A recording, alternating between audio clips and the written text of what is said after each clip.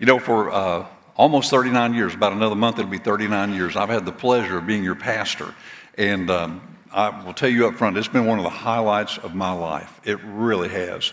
It's just been a huge blessing. But after a lot of thought and prayer, I think it's time that we make a change or two. Now, I want to say up front quickly and right to the point, I'm not talking about retiring or resigning, okay? You may run me off later, but not today, all right? But I have been praying about this thing for a long time and actually began to share with our personnel team over 2 years ago that I'd like to make some changes to our job responsibilities. And so what I have done is this. I have shared with our personnel team, and in the last 6 months especially, we've been looking at this, considering it. I've shared it with our entire staff. They know what I'm talking about. And at the first of the year, this year, I shared with our deacon body. And I want you to know that all three of these groups feel like this is a good thing. But what we're talking about is kind of changing some of our job responsibilities on our pastoral staff. We, for the first time, really have a full staff now. I brought it up 2 years ago, but could not do it because we were short 2 of our staff members and had to go through the process. And I knew that was not a good time to be talking about things like this. But we do have a full staff now. And so I would like for us to think about making some changes as far as pastoral responsibilities. I would like more freedom to not do some of the things that I've done for many years, as a matter of fact. Some counseling, some of the weddings, funerals, committee meetings, things like this. I'd like the freedom not to be fully responsible for all that anymore, and let some others on the staff work with us on these things. You have a very gifted staff who are quite capable of doing these things.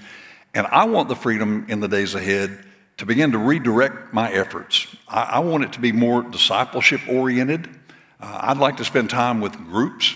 I'd like to spend time, we have a couple of younger members on our staff. I would love to invest some of my time in them to help them develop some of the gifts and talents that God has given them, to invest them in us as a church.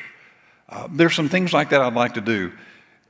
But it would necessitate some changes, that I don't have to be at every team meeting and I don't have to do every funeral, this type thing.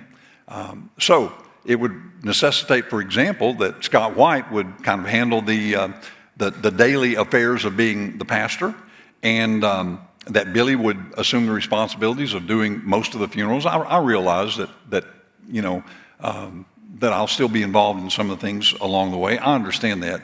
But the majority of these things we'd like to pass on. The counseling, marriage counseling. You've already heard Morgan Freeman say, we've got the best marriage pastor in the world. So we want some others to share in that workload and give me more freedom to do some of the things that I feel led to do and some of the things that I've had to do. That's basically what we're talking about. Now, I would share with you that part of this would necessitate that Scott become our executive pastor. Billy would be responsible for the funerals, and Terry for the marriage counseling and the marriage services, things like that. You may ask, do they agree with this? Yes, they do. Everyone's in complete agreement. We're not talking about anything that they are hesitant about. They are, I think, actually excited about some of the changes in their lives as well. Again, I would say the personnel team is supportive. And by the way, I would ask some of the personnel team, if you would, just to make your way down front and maybe have a seat. But the deacons are supportive. And the people we've talked about it are all in agreement about it. So I think it'll be a good thing. And for the average church member, you won't notice any differences. I'll still be doing the teaching on Sunday mornings primarily. And that would not change. Now, I realize you're going to have some questions about this, so at the end of the service when you leave, the deacons will be back there and have some sheets to kind of give you an idea of what we're talking about.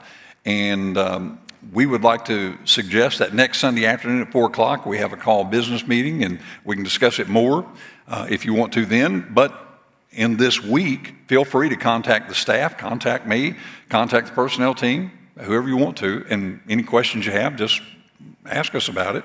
I think you'll get a better feel of it when you read the sheet that we give you at the end of the service. But we'll try to make it all official next Sunday afternoon, Lord willing, at 4 o'clock. So that's what I wanted to share. And that's a little different. You say, well, why did you wait till now? Because if I told you this at the beginning of the service, you wouldn't have heard a word I said the rest of the time. Okay? I know how you think. After 40 years here, I know some of the ways that we think. And so that's why. Now, we're going to close this service with a word of praise to the Lord by singing Our Living Hope in just a moment. But again, some of the personnel team will be down front. Our staff will be down front. You'll get a sheet as you go out to kind of explain more about what's going on. Okay? All right.